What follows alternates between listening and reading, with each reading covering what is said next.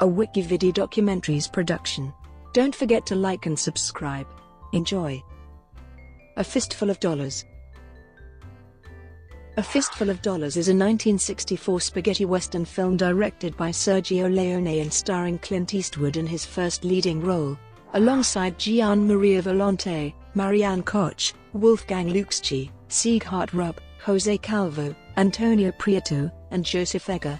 The film, an international co-production between Italy, West Germany, and Spain, was filmed on a low budget, and Eastwood was paid $15,000 for his role. Released in Italy in 1964 and then in the United States in 1967, it initiated the popularity of the spaghetti western genre.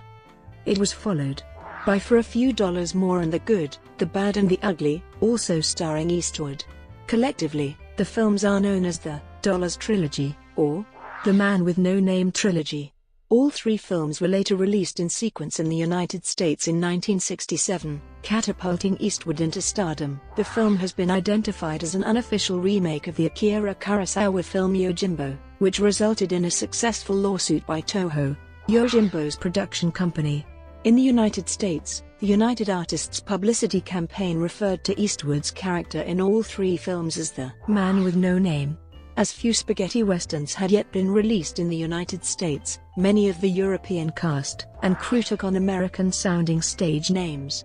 These included Leone himself, Gian Maria Volontè, and composer Ennio Morricone. A Fistful of Dollars was shot in Spain, mostly near Hoyo de Manzanares close to Madrid, but also in the Tabernas Desert and in the Cabo de Gata Níjar Natural Park, both in the province of Almería. Plot: a stranger arrives at the little town of San Miguel.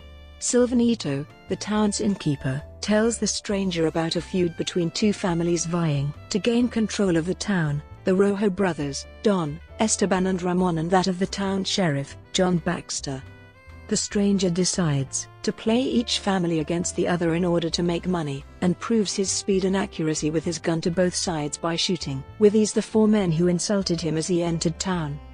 The stranger seizes his opportunity when he sees the Rojos massacre a detachment of Mexican soldiers who were escorting a shipment of gold. He takes two of the dead bodies to a nearby cemetery and sells information to both sides, saying that two Mexican soldiers survived the attack. Both sides race to the cemetery, the Baxters to get the survivors to testify against the Rojos, and the Rojos to silence them. The factions engage in a gunfight, with Ramon managing to kill the survivors, and Esteban capturing John Baxter's son, Antonio. While the Rojos and the Baxters are fighting, the stranger searches the Rojo hacienda for the gold. While he is searching, he accidentally knocks out a woman, Marisol. He takes her to the Baxters, who, in turn, arranged to return her to the Rojos in exchange for Antonio. During the exchange, Marisol's son, Jesus, runs towards her, followed by her husband, Julio. While the family embraces, Ramon orders one of his men, Rubio, to kill her husband as he has already told him to leave town. Silvanito attempts to protect the family with a shotgun, with the stranger backing him up. Neither Ramon nor any of his men attempt to challenge the stranger, knowing that he is too fast on the draw. The stranger then tells Marisol to go to Ramon and for Julio to take Jesus home. He learns from Silvanito that Ramon had framed Julio for cheating during a card game and taken Marisol as his prisoner, forcing her to live with him. That night, while the Rojos are celebrating, the stranger rides out and frees Marisol, shooting the guards and wrecking the house in which she is being held, making it appear as though it were attacked by the Baxters. He gives Marisol some money and tells her family to leave the town. When the Rojos discover that he freed Marisol, they capture and torture him, but he escapes, believing the stranger to be protected by the Baxters. The Rojos set fire to the Baxter home and massacre the entire family as they run out of the burning building. Ramon kills John Baxter and Antonio after pretending to spare them. Consuelo, John Baxter's wife, appears and curses the Rojos for killing her unarmed husband and son. She is then shot and killed by Esteban. With help from Pirapero, the local coffin maker, the stranger escapes town by hiding in a coffin. The stranger hides and convalesces in a nearby mine. When Pirapero tells him that Silvanito has been captured, the stranger returns to town to face the Rojos. With a steel chest plate hidden beneath his poncho, he taunts Ramon to aim for the heart, as Ramon's shots bounce off. Panicking, Ramon uses up all of the bullets in his Winchester. The stranger shoots the rifle from Ramon's hand, and kills the other ojos standing nearby, including Don Miguel and Rubio. He then uses the last bullet in his gun to free Silvanito, tied hanging from a post. After challenging Ramon to reload his rifle faster than he can reload his own pistol, the stranger shoots and kills Ramon. Esteban Rojo aims for the stranger's back from a nearby building, but is shot dead by Silvanito. The stranger bids farewell and rides away from the town. Development. A Fistful of Dollars was at first intended by Leone to reinvent the Western genre in Italy. In his opinion, the American Westerns of the mid to late 1950s had become stagnant, overly preachy and not believable.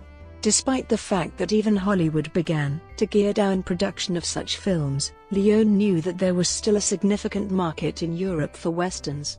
He observed that Italian audiences laughed at the stock conventions of both American Westerns and the pastiche work of Italian directors working behind pseudonyms.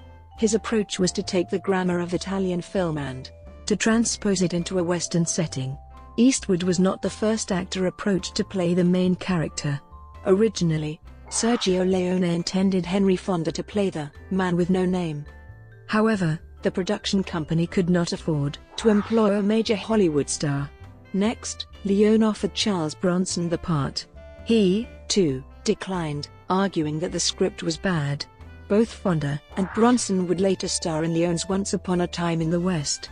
Other actors who turned the role down were Henry Silva, Rory Calhoun, Tony Russell, Steve Reeves, Ty Hardin, and James Coburn.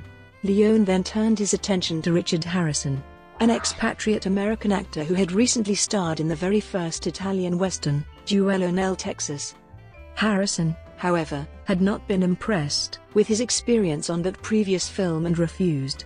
The producers later presented a list of available, lesser-known American actors and asked Harrison for advice. Harrison suggested Eastwood, who he knew could play a cowboy convincingly.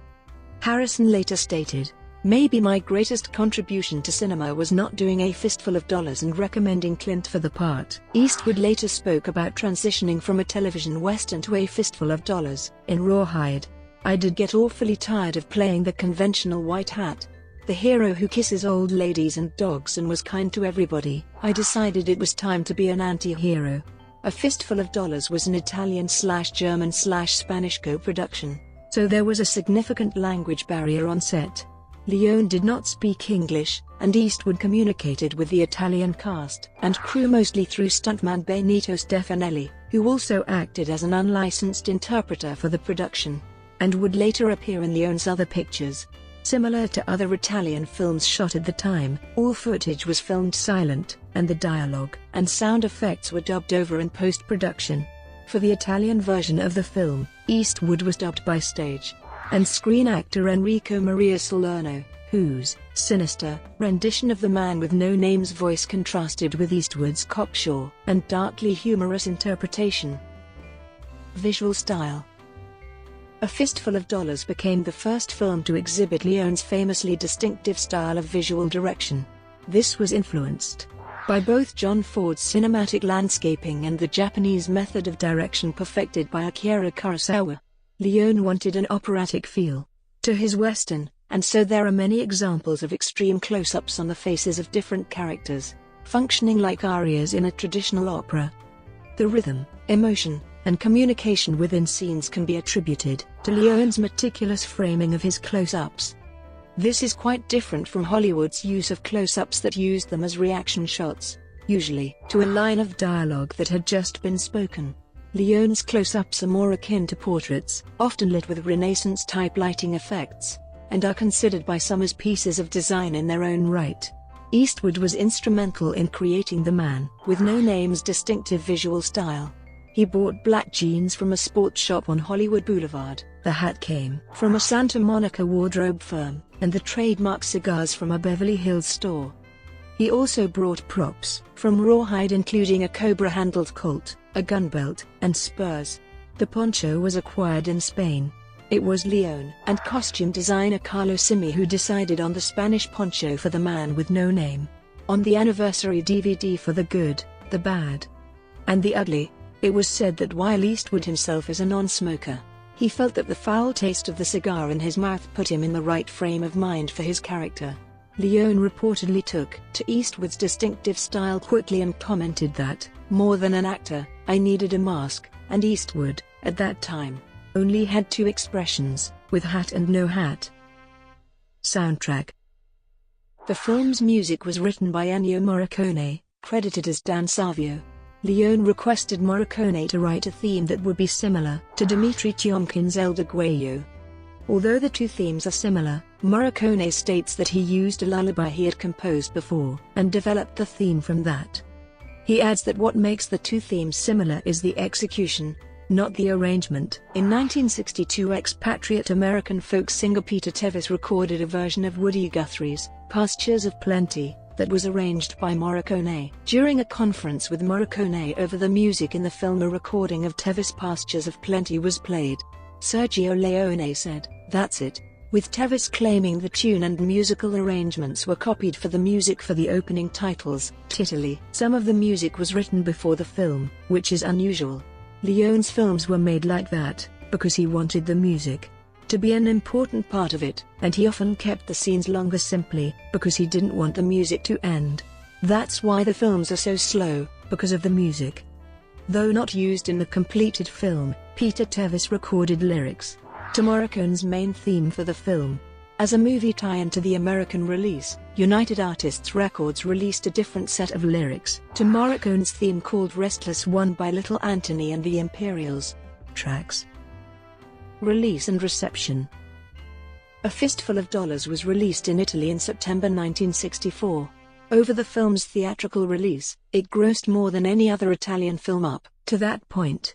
In January 1967, the film premiered in the United States, grossing $4.5 million for the year. It eventually grossed $14.5 million in its American release. In 1969 it was re-released, earning $1.2 million in rentals. When the film was released on the televised network ABC on the 23rd of February 1975, a 4.5-minute prologue was added to the film to contextualize the character and justify the violence. Written and directed by Monte Hellman, it featured an unidentified official offering the man with no name a chance at a pardon in exchange for cleaning up the mess in San Miguel. Close-ups of Eastwood's face from archival footage are inserted into the scene alongside Stanton's performance. This prologue opened television presentations for a few years before disappearing. It reappeared on the special edition DVD and the more recent Blu-ray, along with an interview with Monte Hellman about its making. Upon the film's American release in 1967, both Philip French and Bosley Crowther were unimpressed with the film itself. Critic Philip French of The Observer stated, "The calculated sadism of the film would be offensive were it not for the neutralizing laughter aroused by the ludicrousness of the whole exercise. If one didn't know the actual provenance of the film, one would guess that it was a private movie made by a group of rich European Western fans at a dude ranch." A Fistful of Dollars looks awful, has a flat dead soundtrack, and is totally devoid of human feeling. Bosley Crowther of the New York Times treated the film not as pastiche, but as camp parody, stating that nearly every Western cliché could be found in this egregiously synthetic, but engrossingly morbid, violent film. He went on to patronize Eastwood's performance, stating, "He is simply another fabrication of a personality, half cowboy and half gangster, going through the ritualistic postures and exercises of each. He is a morbid, amusing, campy fraud." However, in response to these immediate negative reviews, Howard Hughes, in his 2012 book Once Upon a Time in the Italian West, reflected by stating, "American and British critics largely chose to ignore Fistful's release, few recognizing its satirical humor or groundbreaking style, preferring to trash the shoddy production values." The retrospective reception of A Fistful of Dollars has been much more positive, noting it as a hugely influential film in regards to the rejuvenation of the Western genre. The 67th Cannes Film Festival, held in 2014, celebrated the 50th anniversary of the birth of the spaghetti western by showing A Fistful of Dollars. Quentin Tarantino, prior to hosting the event. In a press release described the film as the greatest achievement in the history of cinema. A Fistful of Dollars has achieved a 98% approval rating out of 46 critical reviews on Rotten Tomatoes, with an average rating of 8.2. The website's critical consensus reads, with Akira Kurosawa's Yojimbo as his template, Sergio Leone's A Fistful of Dollars helped define a new era for the Western and usher in its most iconic star, Clint Eastwood. It was also placed 8th on the site's top 100 westerns.